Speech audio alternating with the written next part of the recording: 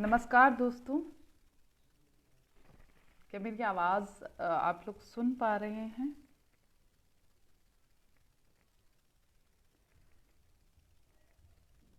नमस्कार दोस्तों। अगर मेरी आवाज़ साफ आ रही है तो प्लीज़ मुझे बताएं ताकि मैं शुरू करूं ये लाइव। जी नमस्ते जयश्री, कैसी हैं आप? क्या मेरी आवाज़ सुन पा रही हैं जयश्री? ओके ठीक है। तो नमस्कार सभी दोस्तों का। और जन सुलभ पुस्तकालय के फेसबुक पेज पर मैं इस वक्त लाइव हूँ।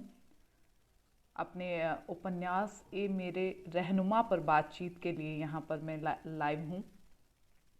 सबसे पहले बेहद शुक्रिया जन सुलभ पुस्तकालय की पूरी टीम का आभार कि इस फेसबुक पटल पर लाइव के लिए यहाँ पर मुझे मौका दिया गया। अर्पण जी बेहद शुक्रिया आपका और पूरी टीम का बेहद शुक्रिया यहाँ पर शुरुआत में कहना चाहूँगी। और इस पैंडेमिक यानी महामारी के समय ये हमारे लिए प्रिविलेज है कि हम फेसबुक लाइव से या किसी भी तरह लाइव से एक दूसरे से संवाद कर पा रहे हैं। संवाद जो है वो ख़त्म नहीं होना चाहिए। सबसे अच्छी ये बात है कि संवाद कभी ख़त्म ना हो, और इसके लिए जो टेक्नोलॉजी है उसने काफ़ी साथ दिया है इस महामारी के दौर में हम लोगों का। तो इस टेक्नोलॉजी का भी शुक्रिया कि हम लोग संवाद यहाँ पर कर पा रहे हैं। जी हनीफ मदार साहब आदाब। बिल्कुल तस्लीम अर्ज है तस्नीम की तरफ से भी। जी तो दोस्त काफ़ी जुड़ चुके हैं। मैं अपनी बात यहाँ पर शुरू करती हूँ। बात ये है कि मेरे जो उपन्यास है ये मेरे रहनुमा, उसके बारे में मुझे यहाँ पर बात करनी है। और आप लोगों के भी कोई कुछ भी सवाल हो तो उनका भी जवाब मैं यहाँ पर दूंगी। उम्मीद है कि आप लोगों को आवाज़ जो है वो बिल्कुल साफ आ रही होगी। तो दोस्तों मैं तस्नीम खान हूँ। छोटा सा मेरा परिचय है। मैं तस्नीम खान हूँ और राजस्थान जयपुर से हूँ। इस वक्त जयपुर से ही आप लोगों के साथ में मैं जुड़ी हुई हूँ। तो आप सभी का स्वागत है इस जन सुलभ पुस्तकालय के फेसबुक पेज पर, जहाँ मैं मेरे उपन्यास के बारे में कुछ बात करना चाह रही हूँ। उपन्यास की खास बात ये है, हर एक लेखक के लिए उसका उपन्यास या कोई भी किताब खास ही होती है जब वो पहली हो। तो मेरी जो साहित्य लेखन की हम बात करें या साहित्य में अगर कोई पहली किताब के तौर पर मेरे सामने था, मेरे हाथ में था, तो वो मेरा उपन्यास था ए मेरे रहनुमा। तो ए मेरे रहनुमा को 2015 में भारतीय ज्ञानपीठ की नवलेखन प्रतियोगिता 11वीं नवलेखन प्रतियोगिता में अनुशंसित किया गया। तो ये मेरे लिए बड़ी खुशी की बात थी कि 2015 में जो आयोजित की गई 11वीं नवलेखन प्रतियोगिता भारतीय ज्ञानपीठ की ओर से, तो तब मेरा ये कृति जो है इसको अनुशंसित किया गया भारतीय ज्ञानपीठ की तरफ से, और भारतीय ज्ञानपीठ की तरफ से प्रकाशित किया गया। तो एक पहली कृति अगर भारतीय ज्ञानपीठ से प्रकाशित हो रही है तो ये किसी भी नए लेखक के लिए एक बड़ी उपलब्धि की तरह है। तो मैं कुछ भी मतलब सच बोलूँगी कि ये वाकई में मेरे लिए एक बहुत बड़ी उपलब्धि थी, जो कि मैंने सोचा भी नहीं था कि ऐसा कुछ हो सकता है। तो बाद में मेरे सपनों से शुरुआत करूँगी। ये भी मेरा एक ख्वाब था कि मेरी एक कोई इसी तरह से किताब हो और उसको जो है लोग पढ़ा करें, अपने सीने पे रख कर सोएं। तो बचपन में ऐसा कुछ ख्वाब में देखती थी। वो इसलिए देखती थी क्योंकि साहित्य जो पढ़ना लिखना था वो मेरे बचपन के दिनों से ही मेरे आदत में था। आदत में इस तरह से आया क्योंकि हमारे घर में किताबें आया करती थी, साहित्य की किताबें हमारे घर में अलमारी में जमाया करती थी। तो कुछ अलग सा माहौल था साहित्य को लेकर। मेरी अम्मी को साहित्य पढ़ना बेहद पसंद था। वो अपने उस ज़माने में भी अपने लिए प्रिविलेज लेती थी, अपने लिए वक्त जो महिलाएं आज भी खुद के लिए नहीं जी पाती हैं। मैं देखती हूँ आज भी खुद के लिए वक्त निकालने के लिए महिलाओं को काफ़ी मशक्क़त करनी पड़ती है। पहली बात तो वो खुद के लिए जीती ही नहीं। हमारे जो मिडिल क्लास की हम बात करें तो वो खुद के लिए नहीं जीती कभी भी। तो ठीक उसी तरह से, लेकिन मेरी अम्मी में ये खासियत थी कि उन्होंने खुद के लिए हमेशा समय जो है वो चुना खुद के लिए, वो सिर्फ उनका होता और उनकी किताबों का होता। तो हम लोग ये देखा करते थे कि अच्छा, किताबों में क्या इतना रस होता है कि अम्मी दिन के 3-4 घंटे लगातार उन किताबों को दिया करती, और कोई किताब शुरू करती तो उनको जब बेचैनी होती तो वो अपना काम जल्दी जल्दी निपटा के और उस किताब को पढ़ने में लग जाया करती। तो मुझे भी ऐसा ही लगा कि क्या वाकई में इन किताबों में कोई ऐसा रस होता है कि उसको पढ़ने के बाद लगातार पढ़ा जाए। इतनी मोटी मोटी किताबें साहित्य की लगातार पढ़ी जा सकती हैं क्या? तो मेरे मन में भी ये क्यूरियोसिटी आई, और मैंने बहुत छोटी थी, मैं एग्जैक्टली नहीं बता सकती कि कौन सी क्लास में थी, लेकिन मैं बहुत छोटी थी तब भी मैं किताबें पढ़ा करती थी अम्मी की लेके। बाकी जो बचपन में हर एक के घर में आया करती थी, नंदन, चंपक, बालहंस, ये सब हमारे घर में भी आया करती थी, वो पढ़ा करते थे। लेकिन अम्मी का जो शौक था वो देखकर लगता था कि नहीं, इन किताबों में कुछ तो है जो मुझे पढ़ना है। तो अम्मी खास तौर से खासकर शरद चंद्र, रविंद्रनाथ टैगोर, इस्मत चुगताई, अमृता प्रीतम, सादत हसन मंटो, इन सभी को पढ़ा करती थी, और भी कई सारे लेखक थे इनमें। ये खासकर वो नाम थे जिन्हें मैंने बचपन में पढ़ा, जिन नामों को पढ़ा और उन नामों के बारे में जाना, और वो नाम बार बार मेरे घर में लिए जाते थे। तो इन नामों से मैं वहाँ पर मुखातिब हुई, और उसके बाद में जब मैंने पढ़ना शुरू किया तो मैंने सबसे ज़्यादा जो है वो शरद चंद्र को पढ़ा, सबसे ज़्यादा। उतना ही मैंने अमृता प्रीतम को पढ़ा, इस्मत चुगताई को पढ़ा, और जितनी किताबें आती थी अम्मी के पास में वो सब पढ़ा। तो उस समय में शरद चंद्र जो है वो मेरे प्रिय लेखक आज भी हैं, और मैं एक तरह से उनकी किताबों को अपने सीने पर रखकर सोया करती थी, और उन्हीं कहानियों में, उनके उपन्यास में डूबा करती थी कि श्रीकांत कहाँ जा रहा है, किस तरह से किन किन से मिल रहा है। जो वो यात्राएं उनके उपन्यासों में आया करती थी, तो वो यात्राएं बहुत ज़्यादा रोमांच भर देती थी मेरे अंदर। तो उन यात्राओं को लेकर उसके बाद में अमृता प्रीतम को जब पढ़ा, मैंने पिंजर पढ़ी, और उसके बाद में जब वो फिल्म आई तो मुझे इतना गर्व महसूस होता था। मैं अपने दोस्तों के बीच कहती थी ये तो मैंने पढ़ रखा है, मतलब जैसे जैसे मैंने पढ़ा वैसे सीन दर सीन वहाँ पर चल रहा है। तो और अपने दोस्तों के बीच भी इसी वजह से मैं मतलब अपनी किताबों के बारे में जिक्र किया करती, तो उनको भी लगता है कि कुछ अलग। और मुझे ये सारा सब कुछ जैसे एक अलग दुनिया, किताबें आपको एक अलग दुनिया में ले जाती है। मेरे साथ तो ऐसा ही था कि मुझे किताबों ने बिल्कुल अलग दुनिया दी। जहाँ पर मैं हूँ किताबें हैं, विचार हैं, ख्वाब है, सफ़र है, जो चला जा रहा है। आप एक किताब को ख़त्म करते हो, आप दूसरी किताब की तरफ बढ़ते हो। तो इस तरह से सफ़र, ऐसा नहीं कहूँगी, मेरा कोई दावा नहीं है कि मैंने बहुत ज़्यादा पढ़ लिया या सभी को पढ़ लिया, ऐसा कोई, लेकिन इतना कुछ पढ़ा कि वो साहित्य के प्रति मेरा झुकाव जो है वो लगातार बढ़ता गया, उससे जो प्रेम है वो बढ़ता गया। अच्छा, उसी दौरान क्या था कि एक बचपन के मन में ये हुआ करता, मेरा ख्वाब था कि मेरी भी ऐसी ही कोई किताब आए जिसे लोग पढ़ें। लेकिन मैं बार बार ये कहती हूँ हरबंस से कि ये ख्वाब मेरे लिए वैसा ही था कि ये कभी हो ही नहीं सकता। आपके अनकॉन्शियस माइंड में कई सारी चीज़ें चलती रहती है। कभी आप पुलिस बनना चाहते हैं, कभी आप पत्रकार बनना चाहते हैं, कभी आप शाहरुख खान बनना चाहते हैं, और कभी आप माधुरी दीक्षित बनना चाहते हैं। मतलब आपके ख्वाबों का सिलसिला बचपन में लगातार चलता रहता है। वैसे ही मेरे भी ख्वाबों का जो सिलसिला है वो लगातार चलता जा रहा था। तो लेकिन मैं वहाँ पर ये मानकर बैठी थी कि ये ऐसा ख्वाब है जो कभी पूरा नहीं हो सकता। तो इसीलिए फिर मैंने पत्रकारिता की राह पकड़ी। पत्रकार मुझे बनना था, पत्रकार बनना भी मेरा बचपन की ही ख्वाहिश थी। मैं बचपन में ही सपने देखा करती थी, कुछ अलग करना है कि मुझे, क्योंकि उस समय जब मैं बड़ी हो रही थी, जब कुछ जॉब वगैरह महिलाएं करना शुरू कर रही थी। मैं एक कस्बे से आती हूँ, राजस्थान के नागौर जिले के एक डीडवाना कस्बा है, वहाँ से आती हूँ। वहीं पर मेरी पढ़ाई हुई, वहीं पर मैं पली बढ़ी, मेरा पेरेंटल होम वहीं पर है।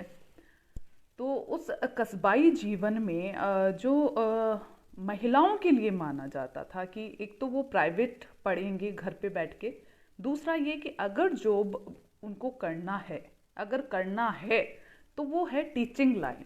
लेकिन मुझे ऐसा लगता था कि मुझे कुछ अलग करना है, कुछ कहीं किसी अलग फील्ड में जाना है।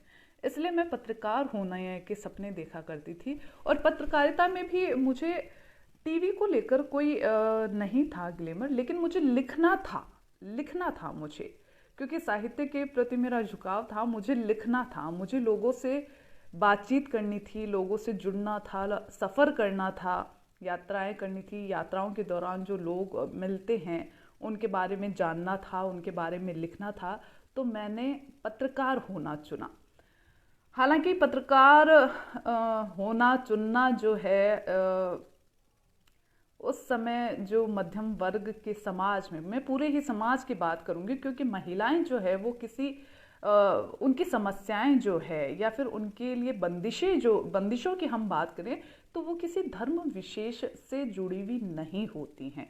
वो एक तरह से यूनिवर्सल हैं सभी धर्म जातियों में। तो ठीक उसी तरह से पत्रकार होना, पत्रकार बनने के सपने देखना, ये अलाउ नहीं था। हालांकि हालांकि मुझे ये कहते हुए बहुत ही गर्व महसूस होता है कि मेरे ख्वाबों पर मेरे घर में किसी भी तरह की रोक टोक नहीं है। हाँ, ये मेरा अधिकार है, जो कि मैं पहले भी कई बार कह चुकी हूँ कि किसी भी बच्चे का ये अधिकार होता है कि वो ख्वाब देखे, अपने ख्वाबों को खुद चुने, उनके लिए रास्ता खुद चुने, उसके लिए मेहनत खुद करे और आगे बढ़ जाए। तो समाज का दबाव काफ़ी था कि मैं ये रास्ता ना चुनूँ, कि और जॉब ना करूं। ये भी बहुत बड़ा दबाव था और इसे लेकर मेरे पेरेंट्स ने काफ़ी कुछ झेला है। क्योंकि जब पढ़ने की बात आई, 8वीं हो गई, 10वीं हो गई, 10वीं तक आते आते कई मेरे साथ जो लड़कियां पढ़ा करती थी उनकी ज़्यादातर की शादी हो चुकी थी। एक मैं ही थी, और जब मैं 12वीं में थी तो उनमें से कई के बच्चे भी हो चुके थे। तो एक मैं ही थी जिसकी शादी हमारे यहाँ नहीं हुई थी। तो पेरेंट्स पर ये भी दबाव था कि शादी की जाए, पेरेंट्स पर ये भी दबाव था कि 10वीं तक पढ़ ली, चलो अच्छी बात है, अच्छे मार्क्स आए या फर्स्ट डिवीजन है, ठीक है, ओके, अब आगे क्या पढ़ेगी। और अगर पढ़ना भी चाहती है तो प्राइवेट पढ़ सकती है। तो इस तरह का बहुत ज़्यादा जो दबाव था वो झेला है। हालांकि मैं कोशिश करती थी कि मैं इस दबाव में ना पड़ूं, लेकिन पेरेंट्स ने झेला है। और अच्छी बात ये रही कि ये दबाव उन्होंने मुझ तक नहीं आने दिया। अपने आप, क्योंकि जब 11वीं में मैंने साइंस स्ट्रीम को चुना तो उसमें गर्ल्स स्कूल हमारे कस्बे में नहीं, साइंस स्ट्रीम हमारे गर्ल्स स्कूल में नहीं था। तो उसके लिए बॉयज़ स्कूल में जाना होता था। स्कूल तो सभी के लिए ही था, वो गर्ल्स के लिए भी बॉयज़, लेकिन वो बॉयज़ स्कूल ही कहलाता था। तो लड़कों के स्कूल में पढ़ना या लड़कों के स्कूल में पेरेंट्स पढ़ाएं, ये एक बड़ी बात के तौर पर देखा जाता था। और पेरेंट्स पर वाकई में ये दबाव होता था कि आप लड़कों के साथ पढ़ाओगे अपने बेटी को, आप लड़कों के साथ पढ़ाओगे। लेकिन ये अच्छी बात रही कि मेरे लिए कोई इस तरह की अड़चन नहीं आई, मानसिक दबाव मैंने बहुत ज़्यादा नहीं झेला और मैं पढ़ती गई। उसके बाद में मैंने लड़कों वालों के कॉलेज से ही बीएससी भी किया और बीएससी कर लिया, वहाँ तक भी ठीक था। लेकिन जब पत्रकार बनने के लिए मास्टर्स करना होता है तो मुझे जोधपुर यूनिवर्सिटी में एडमिशन मिला था। तो वहाँ ना जाने के लिए भी काफ़ी दबाव था कि नहीं, आप यहीं रहकर प्राइवेट पढ़ो ये। लेकिन ये सब ना मेरे पेरेंट्स ने चुना मेरे लिए, कोई भी दबाव ना मैंने चुना। और उससे मेरी हौसले इतने बुलंद किए मेरे पेरेंट्स ने, वो इसलिए कि तमाम तरह का दबाव था, शादी करने को लेकर हो, चाहे वो पढ़ाई रोकने के लिए हो, चाहे वो जॉब ना करने के लिए हो। तो कहीं पर भी मुझे मेरे अभिभावकों ने, मेरी अम्मी ने, मेरे पापा ने कभी रुकने नहीं दिया, बल्कि उन्होंने कहा चलो जाओ, भैया को जो बनना है वो बनना है, आपको क्या बनना है। हमेशा ये सवाल मेरे अम्मी और पापा मुझसे पूछते रहते थे। और ये जो ख्वाब देखने के सवाल हैं, आपको क्या बनना है, आपको अपने जीवन में क्या चुनना है, तो ये अपने आप में एक कॉन्फिडेंस देते हैं, आगे बढ़ने का हौसला देते हैं। तो वाकई में मैं नहीं रुकी। और पत्रकारिता की शुरुआत जो है वो मैंने जोधपुर यूनिवर्सिटी में एमजे करते हुए राजस्थान पत्रिका जोधपुर से की। तो मेरे कई साथी जानते भी हैं इस बारे में कि मुझ पे जॉब छोड़ने का, वहाँ पर जोधपुर मेरा ननिहाल है जोधपुर में, तो जॉब छोड़ देने का जो दबाव था वो मैं कहीं ना कहीं ऐसा हुआ कि मैं एक समय ऐसा आया कि मैं थक गई और मैं नहीं झेल पाई इस दबाव को। हालांकि मेरे पूरा परिवार जो था वो हमेशा बोलता था नहीं, जो तुमने सोचा है वो करो, लेकिन मैंने एक समय था, एक पल कोई आता है तब आप थक जाते हो इन सब चीज़ों से। और हाँ, मैं भी थक गई। तो मैंने सोचा 6 महीने की जॉब करने के बाद में, जब रिश्तेदारों का बहुत ज़्यादा दबाव होने लग गया कि क्या इसके पेरेंट्स इसी की क्या कहते कमाई खानी है अपनी बेटी की, अच्छा नहीं लगता कि बेटी जॉब करे, ये सब। तो मैं इतना दबाव, तब जाकर मैं कहीं ना कहीं कमज़ोर पड़ी और मैंने अपनी जॉब को छोड़ने का फ़ैसला कर लिया। और मैंने लगभग, ये समझो कि लगभग मैंने अपना जॉब लगभग छोड़ ही दिया था। तो मैं वापस मेरे कस्बा लौटी तो पापा ने ये पूछा कि ख्वाब पूरा हो गया क्या तुम्हारा।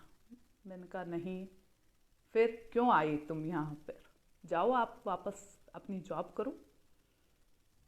हमने जो इतना सब दबाव झेला है, इसीलिए नहीं झेला, सभी समाज से समाज को बदलने के लिए हमने ये आगे तुम्हारी यात्रा जो है वो जारी सिर्फ इसीलिए रखी कि इससे सिर्फ तुम्हारी ज़िंदगी नहीं सुधरेगी, बाकी जो बेटियां हैं हमारे आसपास में वो भी कहीं ना कहीं प्रेरित होंगी। तो तुम्हें जाना चाहिए, तुम्हें अपने ख्वाबों को नहीं छोड़ना है, तुम्हें उन्हें जीना है। तो जहाँ मैं कमज़ोर पड़ गई थी कुछ दिनों के लिए ही, तो मैं दोबारा से जोधपुर गई, दोबारा से मैंने अपनी जॉब जो है वो वहाँ पर जारी रखी, पत्रकारिता की। तो समाज का जो दबाव है वो हर कोई झेले, मुझे लगता है वो ज़रूरी नहीं है, हर कोई नहीं झेल पाता, या हर किसी के घर में समाज का बेहद दबाव होता है, जबकि आसपास के लोग वही करना चाहते हैं। मतलब आसपास के लोग वही चाहते हैं, आज़ादी चाहते हैं, लड़कियां पढ़ना चाहती हैं, सपने देखना चाहती हैं, लेकिन जब नहीं कर पाते तो आपके ऊपर भी दबाव होता है कि आप भी मत करो, क्योंकि मेजोरिटी उस तरफ होती है। तो उस मेजोरिटी को आपको ये नहीं देखना है, मुझे जो सिखाया गया है कि उस मेजोरिटी की तरफ नहीं देखना है। आप अगर अकेले हो तो अकेले चलो, तो बिल्कुल अकेले चली। और मैं बहुत ही इस अफसोस के साथ भी, उस समय मेरा जो वो दिन जो आपके 10वीं 11वीं 12वीं के होते हैं, दोस्तों के, आपकी गलियों के दोस्तों के, तो मेरे पास कोई दोस्त नहीं था। स्कूल में ज़रूर थे, लेकिन आस पड़ोस में मेरे बराबर की लड़कियां थी, लेकिन मेरा कोई दोस्त नहीं था, क्योंकि मेरी ज़िंदगी उनकी ज़िंदगी अलग थी। और मैं हमेशा एक उम्मीद से उनकी तरफ देखती थी कि काश कि हम लोग बातचीत करते, हम लोग आपस में, हम लोग अगर घुल मिल कर बैठते भी तो मेरी बातें अलग होती, उनकी अलग होती, और मुझे अलग तरह से देखा जाता कि ये तो गाड़ी चलाती है, एक्टिवा चलाती है, या लड़कों की स्कूल जाती है। तो ऐसी लड़कियां बिगड़ी हुई लड़कियां होती है दरअसल। तो बिगड़ी हुई लड़कियों का दोस्त नहीं हुआ करते, कम से कम उनके परिवार में, समाज में, आसपास में वो नहीं होते। तो खैर, मुझे ये तमगा आज भी पसंद है, क्योंकि उसके बाद में कई सारी लड़कियां जो है वो बिगड़ चुकी हैं। उन्होंने जब मैं पत्रकार बन चुकी, मेरे कई साल उसमें पत्रकारिता में गुजर गए, अभी तो मुझे 15 साल हो गए। तो उसके बाद हमारे घर परिवार की, हमारे समाज की, हमारी गली की हर लड़की निकली, हर लड़की बाहर कॉलेज तक गई पढ़ने के लिए। मुझसे पहले कोई भी लड़की कॉलेज नहीं गई थी, प्राइवेट भले ही पढ़ा हो लेकिन कॉलेज नहीं गई थी। लेकिन वो रास्ते खुलते हैं किसी एक के चलने से, और एक्टिवा, स्कूटी, कार सब चलाना शुरू की, यानी बहुत सारी लड़कियां बिखर चुकी थी। तो ये मेरे लिए ये अच्छी बात थी। और मेरे उसके बाद मेरे पेरेंट्स के लिए भी ये राहत की बात थी कि चलो ठीक है, इतना कुछ बर्दाश्त किया, लेकिन सिर्फ हमारा घर नहीं बदला, आसपास का माहौल बदला, आसपास के लोग बदले, जो रिश्तेदार थे वो बदले, जो ये बोलते थे कि जॉब नहीं करना है, जिनका दबाव था छोड़ने का। जब अब उन्हीं घरों की बच्चियां जब आगे बढ़ती हैं, इतनी खुशी होती है, उनको खुश होकर देखते हैं, हम लोग अप्रिशिएट करते हैं। तो ये जो सारा बचपन का दबाव था या मेरा पढ़ाई करते हुए जो दबाव था वो हमेशा चलता रहता। लेकिन मेरी कोशिश ये रहती कि जब मुझे ये प्रिविलेज मिला है, मुझे ये मौका मिला है, तो ये मौका कहीं छूटना नहीं चाहिए। आपको जीवन हर बार मौका नहीं देता है, तो ये मौका नहीं छूटना चाहिए। ये भी कहीं ना कहीं मेरे साथ सोच रही। साहित्य में लेखन के पर फिर से आती हूँ मैं। तो पत्रकारिता करते करते कई लोगों से मैं मिली, कई लोगों की ज़िंदगियों में झांकना शुरू किया उस वक्त। तो और ख़ास तौर से महिला मुद्दों पर मैंने रिपोर्टिंग की, महिला मुद्दों पर काफ़ी मैंने स्टोरीज़ लिखी। तो जब मैं ह्यूमन एंगल की स्टोरी भी होती है अखबारों में, तो जब मैं ह्यूमन एंगल की स्टोरी लिखती तो मेरे जो इमीडिएट बॉस थे उस वक्त, तो वो ये बोलते, तुम्हारी शुरुआत हमेशा ऐसे होती है जैसे मैं शरद चंद्र की कहानी पढ़ रहा हूँ। तो मुझे इतनी खुशी होती कि चलो ठीक है, मैं इतना तो लिख पा रही हूँ कि कोई मुझे मेरे प्रिय लेखक से जोड़े जिससे मैं प्रेम करती हूँ। तो इस बात, और मैं फिर और कोशिश करती कि कुछ ऐसी ही काव्यात्मक या साहित्यिक भाषा के साथ में मैं अपनी खबरों को ह्यूमन एंगल दूँ। तो वो कोशिश मैं लगातार वहाँ पर करती रही। उसके बाद मैं जयपुर राजस्थान पत्रिका से जुड़ी, जयपुर राजस्थान पत्रिका में हूँ इस वक्त में। तो जयपुर आ गई राजधानी। तो अच्छा, जयपुर की भी एक ख़ास बात ये है कि हम कस्बाई जो बच्चे होते हैं या कस्बाई लड़कियाँ होती है, तो वो हमेशा ख्वाब जो है वो राजधानी जयपुर के, अगर मैं राजस्थान में हूँ तो मैं जयपुर जाने के ख्वाब देखा करती थी कि मैं जयपुर जाऊँगी, वहाँ तो कस्बा जैसा माहौल नहीं होगा, वहाँ तो लड़कियाँ खूब पढ़ती होंगी, वहाँ तो बहुत आज़ादी होगी लड़कियों को। तो ये सब मेरे अंदर कहीं ना कहीं था जयपुर को लेकर, और मुझे जयपुर जाना था। और शादी के बाद मैं जयपुर पहुँच ही गई और जयपुर में मेरा जॉब शुरू हुआ। मुझे ट्रांसफ़र मिल गया था जोधपुर से जयपुर। तो जयपुर में जब मैंने रिपोर्टिंग शुरू की, तो जयपुर, राजधानी जयपुर को लेकर जो कुछ भी मैंने सोचा था, वहाँ की जब मैं महिलाओं से मिली, उनकी ज़िंदगियों में झांका, तो वो सब गलत साबित हुआ। उनके वही स्ट्रगल थे जो मेरे स्ट्रगल थे, जो एक कस्बाई लड़की का स्ट्रगल था पढ़ाई को लेकर या जॉब करने को लेकर, वैसे ही स्ट्रगल से यहाँ की महिलाएं, जयपुर की महिलाएं जूझ रही थी। तो मुझे बड़ा आश्चर्य हुआ, क्योंकि मैं तो बचपन से ये सोचा करती थी कि बड़े शहरों में तो बहुत आज़ादी होगी, लेकिन ऐसा नहीं था। कई दिन जब मैं, यहाँ का एक ख़ास इलाका है घाट गेट, वहाँ मैं रही, मुस्लिम इलाका है, तो वहाँ की औरतों के बीच रही, तो मैंने देखा कि कस्बे से ज़्यादा जो पर्दा प्रथा है वो तो वहाँ है। और वहाँ की लड़कियों की ज़िंदगियों में, वहाँ की महिलाओं की ज़िंदगियों में झांका, उनसे बातचीत की, तो एक घुटन जो है, एक घुटन मैंने महसूस की। और वो घुटन मुझे हमेशा हमेशा परेशान करती कि कोई मैं अकेली या कोई ऐसी लड़की नहीं हूँ जिसने ये सब पढ़ने के लिए या आगे बढ़ने के लिए किसी तरह का स्ट्रगल किया हो।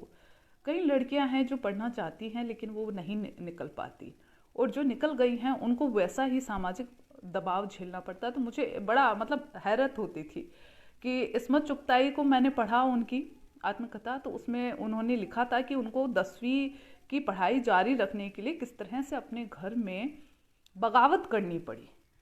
तो उनके जीवन के उन 100 सालों बाद भी लड़कियां उसी तरह से जीवन जी रही हैं, किसी भी समाज में, तो ये तो लगता है कि कौन सा बदलाव आया, कौन सा सामाजिक बदलाव है जो आ गया यहाँ पर।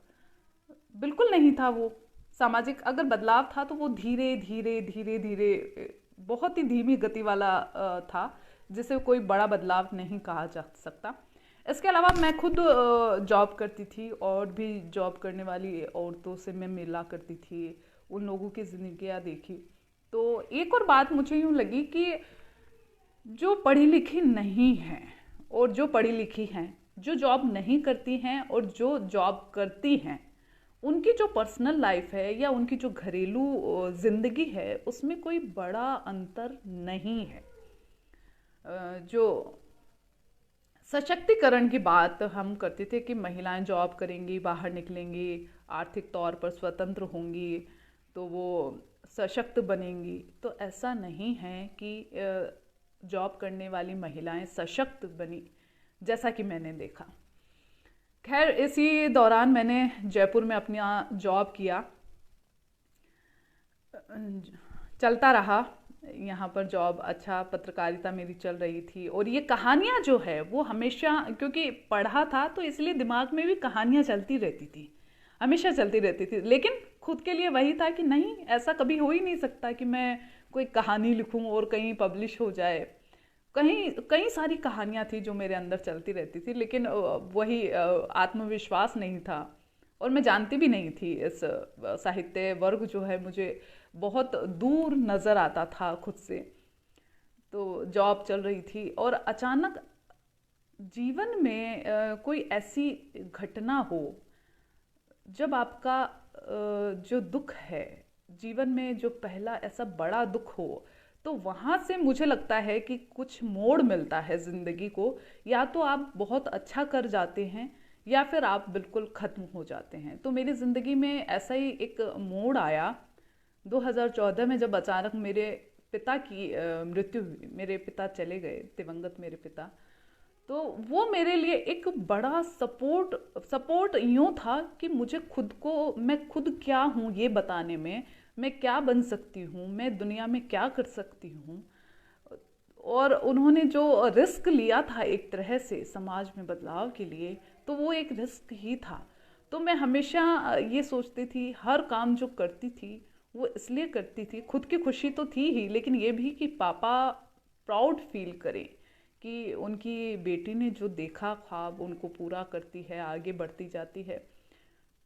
तो जैसे ही अचानक उनकी मृत्यु हुई तो मैं उस वक्त भी बहुत टूट गई। इस तरह से टूटी कि मुझे ऐसा लगा अब तो मेरे पास कोई वजह ही नहीं है काम करने की, मेरे पास कुछ है ही नहीं कि जो मैं काम कर सकूं या किसके लिए करूं। कोई वजह नहीं बची थी दरअसल मेरे लिए। तो इस तरह से उस वक्त उमा जो है, उमा का यहाँ पर मैं नाम लेना चाहूँगी, मेरी प्यारी सी दोस्त उमा और मैं, हम दोनों साथ ही काम किया करती थी। उमा को भी आप लोग जानते हैं, उमा साहित्यकार है बड़ी, उसकी भी भारतीय ज्ञानपीठ से जन्नत जाविदा उपन्यास आ चुका है। मैं उसकी मैगजीन के लिए हमेशा स्टोरी करती थी, तो उसको हमेशा वो दबी आवाज़ में हमेशा बोलती थी ये तो कहानी बन सकती है, क्योंकि वो खुद कहानियाँ लिख चुकी थी उससे पहले। तो जब मेरी पिता जा चुके थे और मैं उदास सी ऑफिस बस बेमन से जाया करती थी, उमा देखा करती थी, नोट किया करती थी इस बात को, और उसने मेरी दिशा को मोड़ दिया। जो ख्वाब मैंने बचपन में देखे और सोचा कि ये कभी नहीं हो सकता, उन ख्वाबों की तरफ मोड़ दिया। और मैं जब जीवन के सबसे बड़े दुख के दिनों में थी, जब मुझे कुछ अपने लिए नई जड़ों की तलाश थी, मुझे नई जड़ें चाहिए थी उस वक्त आगे बढ़ने के लिए, तो जब मुझे नई जड़ों की तलाश थी तो उमा ने मुझे वो जड़ें दी। और कितनी चालाकी से दी, आप सुनिए इस बारे में भी कि वो बोलती कि मुझे मेरी मैगजीन के लिए कोई कहानी नहीं मिल रही, तुम्हें एक कहानी लिखनी है, तुम जो आर्टिकल लिखती हो वो कहानी बन सकता है, तुम उसको कहानी बनाओ। तो मुझे लगता है कि ठीक है, हम कर देते हैं, घर में ही, घर की बात घर में ही रहेगी, घर में ही तो लगना है। तो मैंने कहानी लिखी अम्मूबा की कुल्फ़ी मेरी पहली कहानी थी जो मैंने लिखी, वही कहानी जो बचपन से निकली थी, मेरे बचपन से वो कहानी निकली अम्मूबा की कुल्फ़ी। और मैं वो हमेशा मेरे दिमाग में चला ही करती थी और मुझे लगता था कि अगर मैंने कभी लिखा तो मैं इसी को लिखूंगी सबसे पहले। और मैंने वो कहानी लिखी। और जब वो कहानी लेकर मैं उमा के पास गई तो उमा ने उसको पढ़ा। फिर वो दोबारा मेरे पास आई और बोली कि आप परिकथा के अंक के लिए ये शंकर जी का ईमेल एड्रेस लीजिए और वहाँ भेजिए इसको। तो मैंने कहा ये तो गलत बात है, मैं ऐसे कहीं नहीं भेजूंगी, मुझे कुछ आता जाता नहीं है, कुछ भी नहीं है। तो उसने कहा आप भेजो तो सही। ठीक है। तो कुछ डरते हुए कि नहीं ये तो कुछ भी नहीं है, ये कहानी ऐसी नहीं है कि लोग पढ़ सकें, डरते हुए मैंने मेल कर दिया। और मेरे साथ इतना इतनी खुशी हुई उस दुख के समय में। ये मेरे लिए पहला खुशी का पल था कि दूसरे ही दिन संपादक का फोन आया कि आपने तो बहुत अच्छी कहानी लिखी है और हम इसको नवलेखन अंक में छापेंगे। और ये 2015 की बात है। मुझे अच्छे से याद है कि मैंने जुलाई 2015 में ये कहानी लिखी थी और ये मैंने परिकथा के लिए भेजी थी। उसके बाद में ये कहानी अप्रूव हो गई। तो सब्र तो बहुत है ज़िंदगी में। ये सब स्ट्रगल झेलते, समाज का दबाव झेलते झेलते सब्र तो था। उन्होंने कहा जुलाई में कि हम इसको पब्लिश करेंगे नवलेखन अंक में, जो कि जनवरी 2016 में आएगा। तो मैं बहुत खुश हो गई और मुझे एक नई दिशा इस कहानी के साथ मिल चुकी थी। जब मुझे उमा तो साथ की थी तो उस पर कैसे विश्वास किया जाए, लेकिन संपादक का फ़ोन आया परिकथा के और उन्होंने जब उस कहानी की तारीफ़ की और उस कहानी के बारे में जो उन्होंने बातचीत की शिल्प के बारे में या भाषा के बारे में, तो मुझे लगा कि अच्छा मैं लिख सकती हूँ। इसके बाद मैंने लिखने की शुरुआत की कैसे भी। इसी दौरान जो है वो भारतीय ज्ञानपीठ की तरफ से विज्ञप्ति जारी हुई थी। 11वीं नवलेखन प्रतियोगिता जो है उसके लिए कृतियाँ मांगी गई थी, उपन्यास विधा की कृतियाँ मांगी गई थी। और 2 कहानियाँ जो है वो हमेशा से, जैसा कि मैंने कहा, पत्रकारिता के दौरान मैं महिलाओं से मिलती थी, मुझ पे जो घुटन हुआ करती थी तो वो घुटन तो थी ही मेरे अंदर। तो 2 प्लॉट जो है वो मेरे दिमाग में पहले से जो चल रहे थे अम्मूबा की कुल्फ़ी की तरह हैं। तो वो मैंने सोचा, एक प्रेम कहानी थी और दूसरी ये कहानी कि महिलाओं का जॉब करना, उनके लिए सशक्तिकरण कहना, ये पूरी तरह ठीक नहीं है उनके जॉब को। क्योंकि जैसा अभी मैंने बताया कि मैंने यही देखा कि एक पढ़ने वाली और एक बिना अनपढ़ जो है, जिसने कभी पढ़ा नहीं, बाहर की दुनिया नहीं देखी, एक जॉब करने वाली और जॉब नहीं करने वाली, इन लोगों के घरेलू जिंदगी में या सामाजिक जिंदगी में कोई बड़ा बदलाव नहीं आया था, राजधानी जयपुर में भी। तो मुझे वही कहानी का प्लॉट दिखा तो मुझे लगा ये मुझे कहना चाहिए, ये कहने की मुझे ज़रूरत है, ये मुझे सामने रखने की ज़रूरत है कि आप ये मत कहिए कि आप जॉब करते हैं तो आप सशक्त हो गई हैं। नहीं, हम सशक्त नहीं हुए हैं। क्योंकि बेटियों की ज़िंदगी बदलने के लिए पेरेंट्स ने शुरुआत की, लेकिन बेटों को पहले जो शुरुआत है वो बेटों को बदलने के लिए होनी चाहिए। क्योंकि हमारा जो पितृसत्तात्मक समाज है वहाँ पर चाहे आप जॉब करते हैं नहीं करते हैं, घर में रहते हैं, पढ़ते हैं नहीं पढ़ते हैं, आपकी पूरी ज़िंदगी का संचालन जो है वो आपके यहाँ के खुदा करते हैं। ऊपर वाला खुदा ज़िंदगी देता है, लेकिन यहाँ जो पितृसत्तात्मक समाज है वहाँ पर जो पुरुष खुदा बनकर बिठाए गए हैं, उनके दिमाग में ये भरा गया है कि आप खुदा हैं, आपके मुताबिक स्त्रियां चलेंगी, महिलाएं आपके मुताबिक चलेंगी। और यहाँ फिर से मैं कहना चाह रही हूँ कि ये किसी धर्म की बात नहीं है, किसी एक पर्टिकुलर धर्म जाति की बात नहीं है, ये यूनिवर्सल है हमारे भारतीय समाज में, पूरे भारतीय समाज की मैं बात कर रही हूँ यहाँ पर। तो मुझे लगता था कि ये बात मुझे रखना है कि नहीं, महिलाएं सशक्त नहीं हैं। जब तक पुरुष को ईश्वर ने, अल्लाह ने हमारा सहयोगी बनाकर यहाँ पर भेजा है, जैसे हम इंसान हैं वैसे वो इंसान हैं, तो हम एक दूसरे के सहयोगी हैं, एक दूसरे के पूरक हैं। ऐसा नहीं है कि यहाँ पर लड़ाई जो है वो महिला वर्सेस पुरुष है, नहीं, बिल्कुल नहीं है। हम एक दूसरे के साथ साथ जीना है। तो जो पुरुष हैं वो रहनुमा ना बने, वो खुदा ना बनने की कोशिश करें, बल्कि एक सहयोगी की जो भूमिका उनको दी गई है उस भूमिका में रहें। ये बात कहने के लिए मैंने ये उपन्यास लिखा, और इस उपन्यास को मैंने भारतीय ज्ञानपीठ के एड्रेस पे भेजा, और मैं भेज के भूल भी गई, क्योंकि मुझे फिर से यही विश्वास था कि ऐसा कुछ होना जाना नहीं है। लेकिन आदत में ये था कि कोशिश जो है वो हमेशा मतलब करनी है, ना तो है ही, क्या पता हाँ हो जाए, तो कोशिश नहीं छोड़नी है, ये कहीं ना कहीं आदत में शुमार था। इसीलिए मैंने अपने जो लिखा, पांडुलिपि लिखी इस उपन्यास की, उसको मैंने भारतीय ज्ञानपीठ में भेजा, और उसको बात भूल गई। और मैंने किसी को ये बताया भी नहीं, किसी से जिक्र नहीं किया कि मैंने ऐसा कोई काम किया है, मैंने ऐसा कोई उपन्यास लिखा है और भारतीय ज्ञानपीठ में भेजा है। तो लोग हंसेंगे कि यार कि तुम क्या सोचती हो, तुम भारतीय ज्ञानपीठ से छापी जाओगी। तो एक झिझक थी, संकोच था, बेहद संकोच था। तो मैंने किसी से भी जिक्र नहीं किया, चुपचाप वहां पर भेज दिया। 2014 का साल जिस तरह से मेरे लिए जिंदगी का सबसे दुखों से भरा हुआ साल था, उसी तरह से 2016 जो है मेरे लिए एक नया जीवन जो है वो लेकर आया था, नई दिशा लेकर आया था। और नई दिशा इस तरह की, जनवरी 2016 में परिकथा के नवलेखन अंक में मेरी अम्मू बा की कुल्फी कहानी छपी, और उसके लिए मुझे पाठकों का बेहद स्नेह मिला।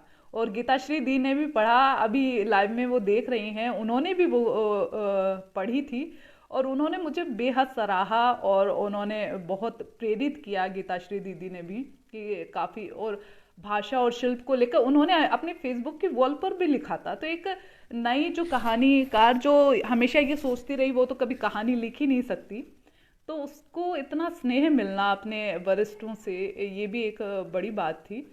तो मेरे लिए बड़ी बात थी, और मेरे अंदर एक उत्साह आया कि अच्छा, वो उत्साह उस कहानी के छपने के बाद आया कि नहीं, मुझे लिखना है।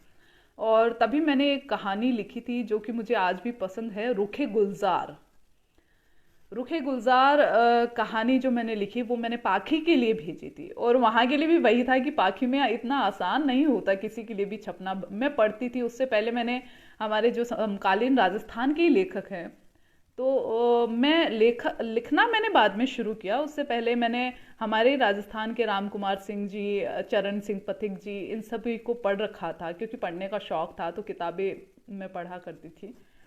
और कहानी लिखने के दौरान ही मैं हमारे जो वरिष्ठ लेखक हैं राजस्थान के, चरण सिंह पथिक सर, तो उनसे मिली।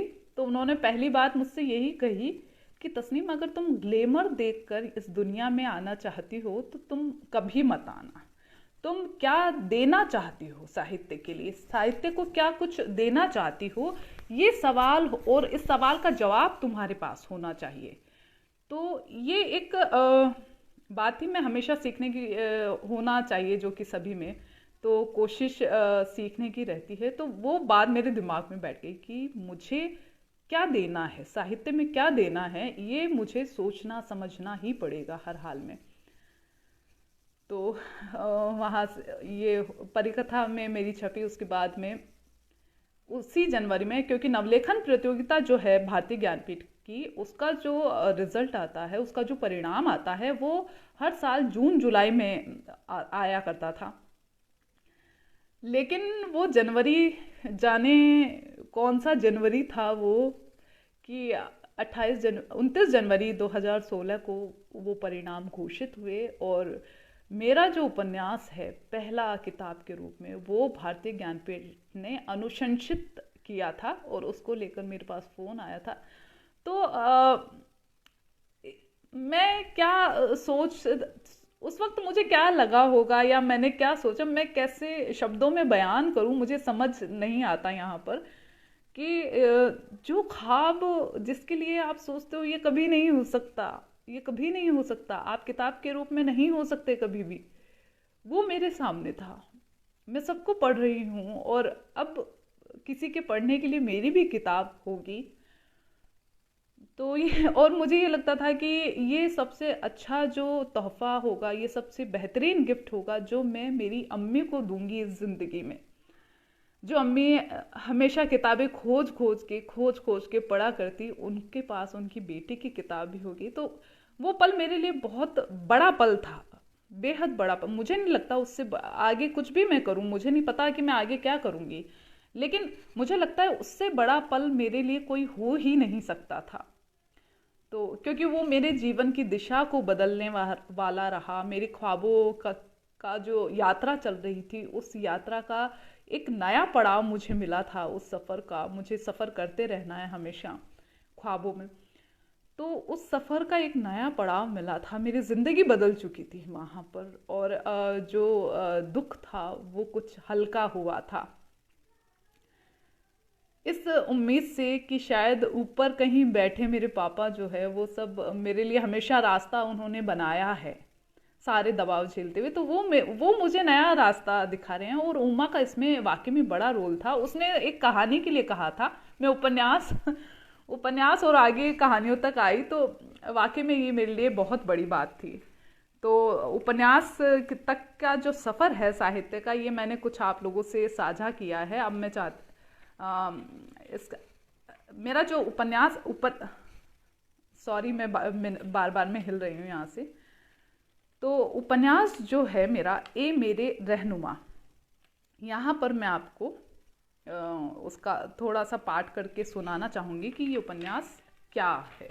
उपन्यास का मैं थोड़ा सा छोटा सा अंश पढ़ाकर सुनाऊंगी आप लोगों को। आपको बता दूं कि मेरा जो उपन्यास है उसके बाद में एक कहानी संग्रह आ चुका है, दास्ताने हजरत। और चूँकि पहली किताब जो है वो अपने आप में आपके लिए एक बड़ी बात होती है, तो ये मेरे लिए ये बड़ी बात है। हालांकि मैं इसको जब भी पढ़ती हूँ या देखती हूँ तो मुझे काफ़ी कुछ लगता है कि मुझे अगले उपन्यास में किस तरह के सुधार करने चाहिए या क्या करना चाहिए। मैं ये नहीं कहूँगी कि ये बिल्कुल परफेक्ट है। तो पहली बार लिखा था उपन्यास, तो इसका एक अंश सुनाती हूँ मैं आपको। ए मेरे रहनुमा। खबर अब्बा के घर पहुंची तो कोहराम मच गया। अम्मा ने चिल्ला चिल्लाकर घर सिर पर उठा लिया था। चारों भाइयों का गुस्सा वसीम की इस हरकत से ज्यादा अब्बा पर था। अब्बा सुनते ही तख्त से चौंक कर खड़े हुए तो दूसरे ही पल बैठ गए। शायद गुड़िया का मुस्तकबिल लिखते लिखते थक गए थे, या फिर उनके अहम ने ही उन्हें तोड़ दिया। बड़े भाई करीम हाथ बांधे उनके सामने खड़े थे। अब चैन पड़ गया उस आवारा से गुड़िया को बांधकर। अब तो सुकून से होना उसका मुस्तकबिल लिखकर, करीम उनसे कह रहा था। अब्बा की आंखें फट गई। जिन बेटों ने कभी सिर उठाकर नहीं देखा वो आज आंखें दिखा रहे हैं। क्यों? वो बस तुम्हारी बहन है, मेरी कुछ नहीं। मुझे गम नहीं मेरी बेटी का घर बंटने का। गम है तो चलो चलो और बात करो अपने बड़े भाई से, भतीजे से।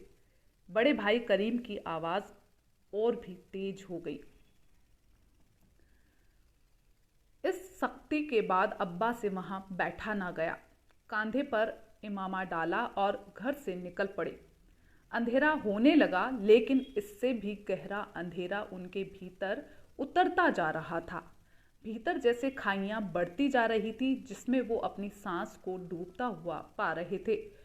गुड़िया के सामने हमेशा वे एक रहनुमा की तरह पेश आए थे, लेकिन उन्होंने उस पर कितना रहम दिखाया, वे इस अंधेरे में आज उसका जवाब ढूंढने निकले थे। वसीम के घर के दरवाजे के अंदर कदम रखा कि बड़ी अम्मी ने बड़े ही खुलूस से पेश आते हुए उनका इस्तकबाल किया। तख्त पर उनके पास ही बैठ गई। बड़े इत्मीनान से पूछा, कहो आज इधर कैसे आना हुआ? आप जानती हैं कैसे आना हुआ। मैंने अपनी दुख्तर इसीलिए आपको नहीं सौंपी कि उसके साथ ऐसी नाइंसाफ़ी की जाए। नाइंसाफ़ी तो मेरे और मेरे बेटे के साथ हो रही है, उसका क्या? 3 सालों में एक बच्चा भी गोद में ना दे सकी। क्या मेरे बेटे को अपना कुनबा आगे बढ़ाने का हक नहीं? और आप ही शरिया के मुताबिक ज़िंदगी जीने की सलाह देते रहते हैं सभी को। तो हमने जो भी किया शरिया के मुताबिक ही किया। और फिर कौन सा हमने आपकी बेटी को तलाक दिलवा दिया जो आप जवाब मांगने आए हैं।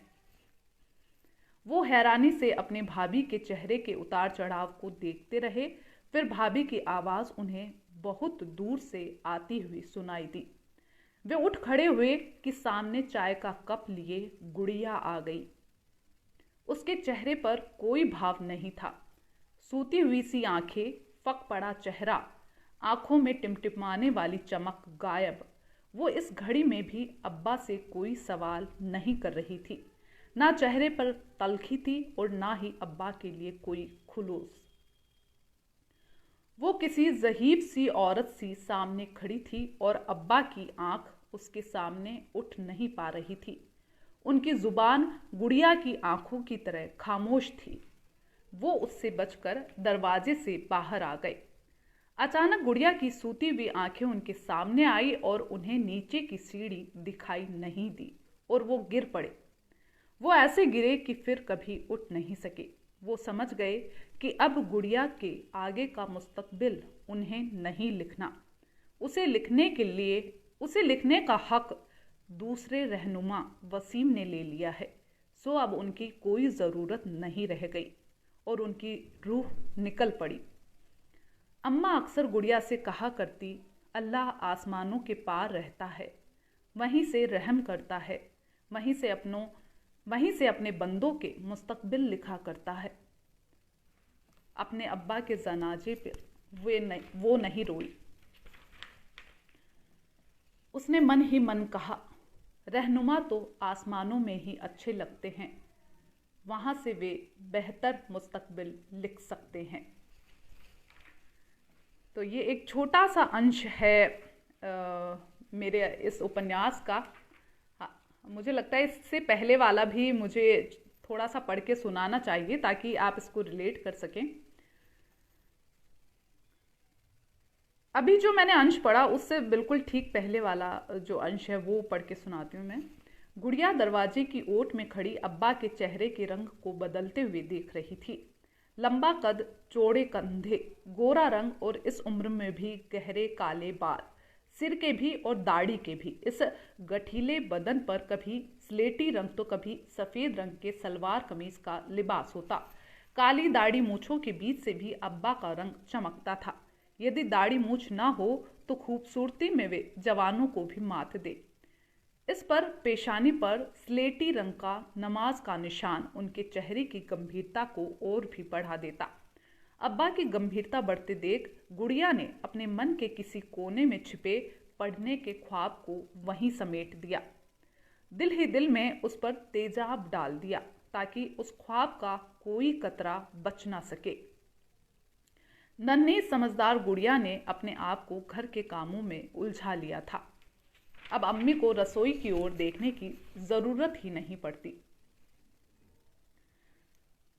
अब अब्बा ने घर में आते ही अम्मा को पास बुलाया और एक खुशखबरी सुना दी। ये सुनते ही वो भी खुशी से उछल पड़ी, लगे हाथ अपनी गुड़िया की बलाएं उतार ली। वे बस इसीलिए खुश थी कि अब उनकी गुड़िया दुल्हन बनकर अपने घर चली जाएगी और वे एक फर्ज से रिहा हो जाएंगी। रात को जैसे ही बात बड़े भाई को पता चली, वो फिर से अब्बा के सामने था। क्या जल्दी है गुड़िया की शादी की? अच्छे रिश्तों का इंतजार कर लें। अब्बा बोले, क्या ज़रूरत है इंतज़ार करने की? मेरे बड़े भाई के घर जाएगी तो खुश ही रहेगी ना। जानते हैं ना वसीम को कितना आवारा लड़का है, 10वीं फेल, इस पर कुछ नहीं कमाता, फिर भी आप अपनी बेटी उससे ब्याह रहे हैं। आवारा है तो क्या उसे छोड़ दें? वो भी तो मेरा ही खून है। कल को कुछ होता है तो हम सब मिलकर संभाल लेंगे, अब्बा ने बेटे की बात का जवाब दिया। भाई ने कहा, हम 2-3 साल और देख लेते, हो सकता है कुछ अच्छा रिश्ता मिले, और वैसे भी वो अभी बालिग नहीं है। मुझे मत पढ़ाओ अपने कानून, हमारे मुताबिक यही उम्र ठीक है उसकी शादी की। हर बात में आप ये शरिया की दुहाई ना दिया करें, व्यवहारिक होने की ज़रूरत है आपको। करीम के लहजे में तंज था। अब अब्बा के सब्र ने साथ नहीं दिया, चिल्ला उठे, क्या अब तुम लोग बताओगे कि मैं क्या सही कर रहा हूँ और क्या गलत? मैंने भाई को जबान दे दी है, ईद के चांद में इसका निकाह है, तुम्हें पसंद है तो ठीक, नहीं तो निकाह में शामिल होने की ज़रूरत नहीं। गुड़िया को सही गलत का फैसला करना नहीं आया था। वो तो सहमी सी यही दुआ कर रही थी कि अब्बा और भाई का झगड़ा खत्म हो जाए। किसी नतीजे पर पहुंचती भी कैसे? वो तो अब तक उसी दिशा में चल रही थी जहां उसके अब्बा उसे ले जा रहे थे या चलने के लिए कह रहे थे। वो उनके निर्देशों का इतनी आदी थी कि कोई उसे आकर एक दिन उसे अपने मन मुताबिक जिंदगी जीना है ये कहे तो उसे समझ ही ना आए कि अपनी मर्जी से जिया कैसे जा सकता है। पूरा इख्तियार वो अपने खुदा यानी वालिद को दे चुकी थी, यूं भी कि वो इख्तियार उन्होंने उसके पैदा होते ही छीन लिया था। उसे तो इतना ही पता था कि वालिद जो करते हैं अच्छा ही करते हैं। इसी विश्वास के दम पर उसे अपनी आगे की जिंदगी की चिंता नहीं थी। घर में उसकी अपनी पसंद की एक जगह थी और वो था उसकी चिड़ियाओं का पिंजरा। वो अपनी चिड़ियाओं से बेहद प्यार करती, ठीक वैसे ही जैसे उसके अब्बा उससे किया करते। पूरा ध्यान रखती उसके खाने पीने का। कभी कोई चिड़िया सुस्त दिखती तो वो चिंता में पड़ जाती। पूरे दिन उसके ठीक होने का इंतज़ार करती, उसे सहलाती, प्यार करती, ठीक वैसे ही जैसे अब्बा उसके बीमार होने पर चिंतित हो जाते। एक बात और अब्बा में जुदा थी, वह ये कि गुड़िया अपनी चिड़ियाओं के रंग बिरंगे पंखों को देखकर रोमांचित होती, जबकि अब्बा उसकी खूबसूरती देखकर चिंता में रहते। उसका गोरा रंग इतना चमकता कि अंधेरा भी रोशन होने लगता और यही उनके डर की वजह रही। उन्हें लगता कि कहीं उसकी खूबसूरती पर लड़के बात करने लगे तो उनकी बदनामी होगी। यही वजह थी कि कम उम्र और शादी से पहले ही उन्होंने उसे बुर्का थमा दिया। पहली बात तो उसे कहीं आने जाने की इजाज़त ही नहीं थी। किसी शादी ब्याह में जाए भी तो अपनी अम्मी के साथ बुर्का ओढ़ कर जाती। ठीक ऐसे ही गुड़िया ने अपनी चिड़ियाओं को खूबसूरत पिंजरे में कैद कर रखा था और उसे अपने बुर्के से प्यार हो चला था। जैसे उसकी चिड़ियाओं को पिंजरे से था कि कभी पिंजरा खुला छूट भी जाता तो वे उड़ने की कोशिश ही नहीं किया करती। यह देख गुड़िया को गुमान हो चला था कि चिड़ियाएं उससे बेहद प्यार करती हैं, इसीलिए वे नहीं उड़ती। वे क्या जाने कि उन्हें अब खुले परवाज की आदत नहीं रही थी। ठीक वैसे ही जैसे गुड़िया ने आज़ाद और स्वच्छंद जिंदगी को ख्वाब में भी नहीं जिया, तो उसकी भी आदत नहीं रही थी अब्बा के दिए पर्दों से बाहर जाने की। सारे पर्दे बंदिशें उसे अपनी जिंदगी का हिस्सा लगने लगे। वह जब भी अम्मी के साथ बाजार जाती तो उसकी नज़र नए नए तरह और रंगों के बुर्कों पर टिक जाती। नए सूट खरीदने में उसकी इतनी दिलचस्पी नहीं थी जितनी कि बुर्कों में। अब्बा भी कभी उसके बुर्के खरीदने और उस पर ढेरों पैसा खर्च करने पर पाबंदी नहीं लगाते। पाबंदी पर पाबंदी थोड़े ही लगाई जा सकती है। तो ये भी मेरे इसी उपन्यास का अंश है जिसे मैं यहाँ पर दिखाना चाहूँगी। ये मेरे रहनुमा है जो भारतीय ज्ञानपीठ से प्रकाशित हुआ था, 2016 में प्रकाशित किया गया था अनुशंसित करने के साथ ही। तो उम्मीद है कि आपको ये जो मेरे उपन्यास का जो अंश है वो आपको कुछ पसंद आया हो। तो ये मेरी यात्रा थी कि साहित्य की शुरुआत की, और आज भी मैं बहुत जल्दी नहीं लिखती। मैं ऐसा नहीं है कि मैं हर महीने या हर 2-3 महीने में एक कहानी लिख सकूं। जब तक कोई किरदार, कोई प्लॉट या कोई किरदार जब तक मुझे बेचैन ना करे, जब तक ये ना कहे कि मेरे लिए कहानी लिखो, तब तक मैं नहीं लिख पाती। मैं कतई नहीं लिख पाती कि अगर मुझे कोई अपील ना करे। हालांकि ऐसा नहीं है कि मैं बहुत अच्छा लिखती होंगी, ऐसा भी नहीं है, ऐसा भी कोई गुमान नहीं है कि मैं कुछ अच्छा लिखती होंगी। लेकिन मुझे ऐसा लगता है कि मैं नहीं लिख पाती। अगर कहीं से कोई कहानी मांगी जाए या मुझे कोई कहे अब कहानी लिख दो, तो जब तक मेरे पास कोई किरदार ऐसा ना हो, और इसके साथ ही मैं ये भी सोचती हूँ कि पहले मैंने क्या लिखा और अब मैं क्या उससे अलग क्या दे सकती हूँ, एक रास्ता ना है। अच्छा, ये मेरे रहनुमा के लिए मैं आपसे कहना चाहूँगी। तो एमपी से एक पाठक का, क्योंकि मैंने इसमें जो किरदार हैं वो मुस्लिम किरदार उठाए हैं, और इसमें जो पूरा माहौल है वो मुस्लिम रीति रिवाजों को लेकर है, वो उठाए हैं। जबकि इसका प्लॉट ऐसा है कि पहले भी बता चुकी, जो पढ़ी लिखी महिला है या अनपढ़ है, जॉब करती है या नहीं करती है, सभी की ज़िंदगी एक सी है, क्योंकि उनकी जो ज़िंदगी है वो इन दुनियावी खुदाओं ने रहनुमा बनकर ले रखी है अपने हाथ में। तो इससे ऐसा ना समझा जाए कि ये सिर्फ किसी समाज विशेष की परेशानी है, ये सभी महिलाओं के लिए था। तो एमपी से एक पाठक का फ़ोन आया मेरे पास इसी उपन्यास को लेकर कि आपने इसमें इतनी बेबाकी से हर चीज़ पे लिखा है, ऐसा ना हो आप पे फतवा जारी हो जाए। तो मेरा उनसे यही कहना था कि फतवा जारी होना तो चाहिए, ताकि उसका जवाब मैं दे सकूं कि किस तरह से वो कोई भी किसी भी धर्म का हो, कि वो किस तरह से धर्म की आड़ पर, सिर्फ धर्म महिलाओं के लिए नहीं है, महिलाओं पर थोपा जाता है कि आपको इस तरह से रहना है, उनकी ज़िंदगी को धर्म के नाम पर किस तरह से मोड़ा तोड़ा मरोड़ा जाता है। तो मैंने उन पाठक से यही बोला कि मैं चाहती हूँ कि फतवा जारी हो, ताकि मैं जवाब दे सकूँ, जवाब नहीं, मैं सवाल दोबारा से कर सकूँ कि आप लोगों ने क्या दिया हम महिलाओं को, क्योंकि हम महिलाओं की जो आज़ादी धर्म के नाम पर छीनी गई है, हमारी जो ज़िंदगी जिस पर पहला हक हमारा अपना है, हमें क्या ख्वाब देखने हैं, कैसे जीना है, पहला हक हमारा है, तो उसके लिए मैं फिर उन्हीं से सवाल कर पाऊँ। तो ये एक पाठक ने बहुत ही अच्छा मुझसे सवाल किया था कि अगर ऐसा हो जाता तो आप क्या करेंगे। मैंने कहा मैंने भी सब कुछ पढ़ रखा है जवाब देने के लिए, कि मैं भी बिल्कुल धर्म की रोशनी में जवाब दे सकती हूँ और सवाल भी कर सकती हूँ कि मेरे लिए क्या कुछ है। तो बस इसी तरह से सोचते हैं कि अब क्या देना है, साहित्य को क्या देना है या पाठकों को क्या देना है। एक रास्ता जो है वो तोड़नी है, तो आगे बढ़कर उसी को तोड़ूं और वही करूं। कहानियाँ बेहद कम लिखी है मैंने। 2000 आपको बताया जैसे 2015 से मैंने साहित्य में लेखन की शुरुआत की थी, और अब तक कुल 9 कहानियाँ मैंने लिखी, और ये उपन्यास है। तो बहुत जल्दी नहीं लिखती, हालांकि अभी एक उपन्यास और कहानी संग्रह पे, इन सब पे काम चल रहा है। काम मैं लगातार करती रहती हूँ अपने जॉब के साथ ही, तो जल्द ही वो भी आपके सामने मेरा काम आएगा। और इसके अलावा मैं एक अपनी कहानी का जिक्र यहाँ पर करना चाहूँगी। इसी साल जुलाई के मधुमती अंक में एक कहानी प्रकाशित हुई है मेरी, पैरों में फिर पीड़ उठी है। तो मेरे कई साथियों ने वो पढ़ भी रखी है, मधुमती के जुलाई 2020 के अंक में।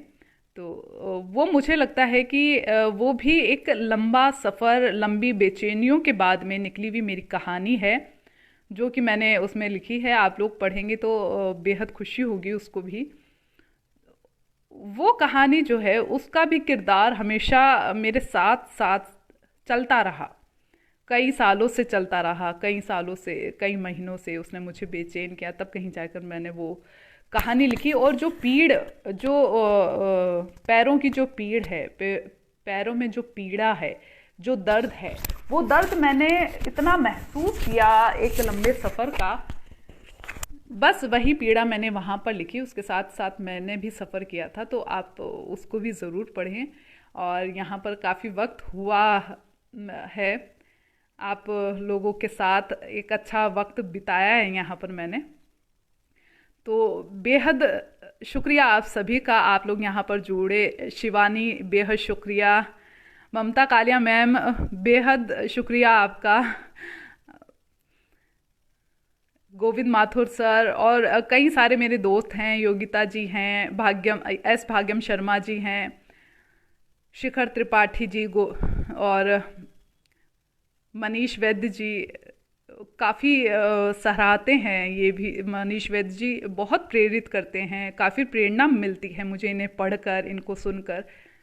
तो ये मेरे काफ़ी अच्छे दोस्त हैं। इन दोस्तों की वजह से इस साहित्य में कुछ ना कुछ मैं करती रहती हूँ। बेहद शुक्रिया जनसुलभ पुस्तकालय का कि यहाँ पर आप लोगों से जुड़ने का, आप लोगों से कोई बात साझा, अपनी बात साझा करने का, अपनी बात रखने का, आप लोगों से के सामने रखने का मुझे मौका दिया गया है यहाँ पर।